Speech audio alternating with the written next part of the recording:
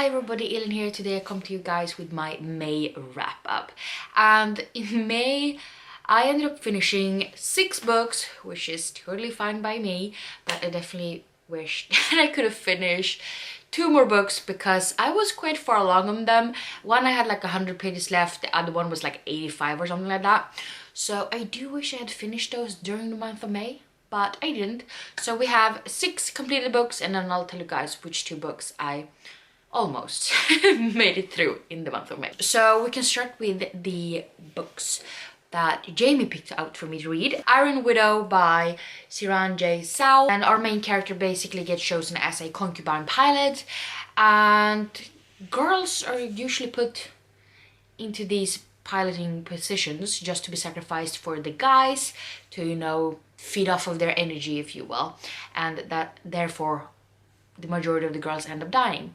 But our main character turns out to be very kick-ass and has a lot stronger mental capacity than some of the other guys.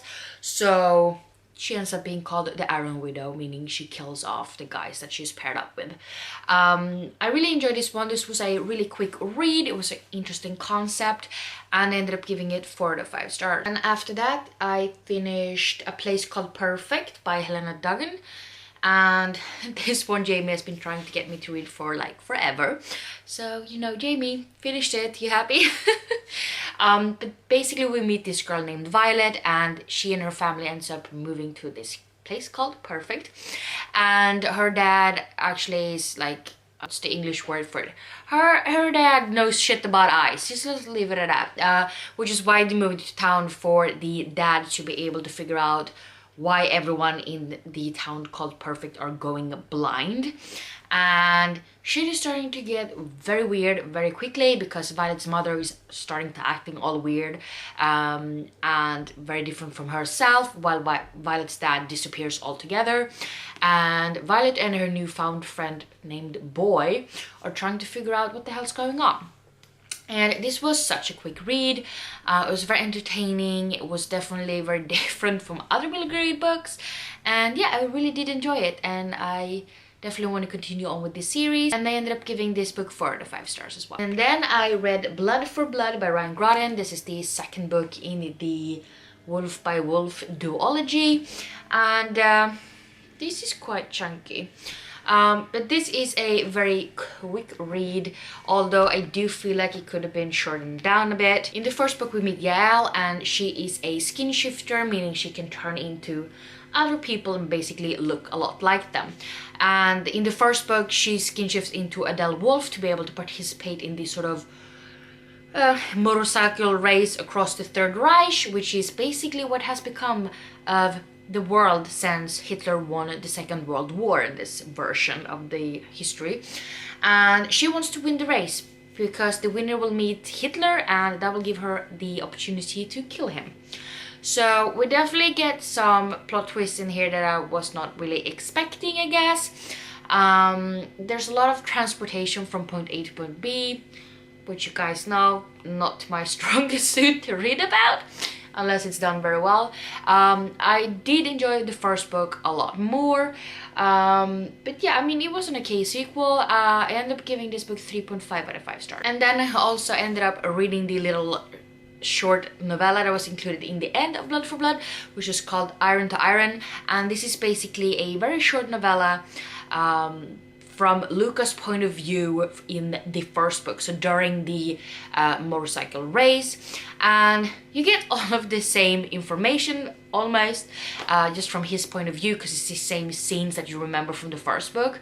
And I just felt like not really necessary, not invested enough in Luca to care that much about, you know, having a novella from his point of view. And I just remember the first book well enough, even though it's been almost a year since I read it, that I don't feel like I need the repeat. So I ended up giving this book 3 out of 5 stars. And then I also read Beyond the One by Tom Felton, which is his autobiography, and basically we get to follow his his childhood and how he came into acting, getting an agent and all these different roles and stuff like that. We definitely get some behind the scenes of Harry Potter, getting to know some of those really big names from that movie franchise and how he ended up getting the role and stuff like that. We also get to know what he's up to after Harry Potter, and I really enjoyed this one. He has a really good voice when it comes to telling a story, and yeah, it was interesting to see that he definitely had a little bit of Draco Malfoy in him at some points during his adolescence. But yeah, I ended up giving this book 4 out of 5 stars. And then the 6th and last book I ended up finishing was The Love Hypothesis by Ali Hazelwood. That was not at all a mouthful to say. And this is the first book in this sort of romance series, I suppose, because there's several books out as of now. So we meet Olive. She's this grad student at college, and she accidentally sort of ends up kissing one of the professors called Adam. He is in a different department from her though, so it's not like totally morally wrong, I guess, or so they say in the book. They end up deciding that they should fake date. So it's kind of a fake date story. It's also kind of a enemies to lovers sort of book as well. The reason behind the fake dating is a little bit weird. Don't really feel like that would be like enough for wanting to fake date someone. I don't know. You tell me. But I like the banter between the characters, but it's sort of a little bit too insta-lovey. I'm really hard with that. I don't really like it. And there's so much science stuff going on, and I mean, I expected that, but it's a lot. And I also feel like the book itself is just too long. Like, shorten it down, like some pieces where I didn't really care. Especially towards the end, like, Phil, come on, wrap it up. And also the fake dating, like, I felt like Olive's friends kind of forced her in that direction, because I mean, they thought they were dating for real, but it was just a little bit cringe, because they were saying like, do this and do that, you're in a relationship, you should totally be doing this, and you should be comfortable doing this in public, and blah blah blah, which honestly not everybody is. But also it was cringy to read about it when you knew they were not actually dating. So yeah, I ended up giving this book 3.5 out of 5 stars. And then we come to the 2 books that I was in the middle of, almost finished. They both got me a little bit slumpish, which is why I didn't end up finishing them in time, because I definitely did have the time, I just didn't have the energy. But that was Clara and the Sun by Kazu Ishiguro, and this is basically about Clara, who is an AF, an artificial friend, and she in the beginning lives in this store where she is supposed to wait until she gets purchased by a human, most often a child, to be their sort of companion. And I was intrigued at first, then it kind of went downhill from there. So yeah, almost finished with this one.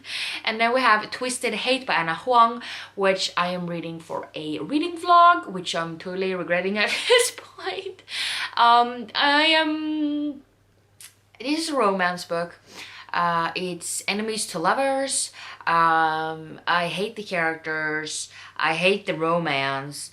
And I don't really know if there's anything I like about it, which is why I didn't want to pick it up when my Scribd subscription ran out and I had like 100 pages left. And I was planning to read it on my e-reader, and I just haven't because I don't want to read it. I was struggling so hard just listening to the audiobook because I hate the characters so bad. But it's for a specific video and I kind of feel like I need to finish it. So, I don't know, June, here I come, I suppose, finishing all the books I don't want to read. I don't know. But yeah, those were all of the books that I finished during the month of May and sort of were reading during the month of May. And yeah, there was nothing like amazing that I read this month, but a couple of 4 stars, and that's always fine by me. That means it's good reads. But yeah, if you've read any of these books, please let me know down below what you thought about them, without spoiling of course. And I hope you guys have a good day or night, and I hope we see each other in the next one. Bye!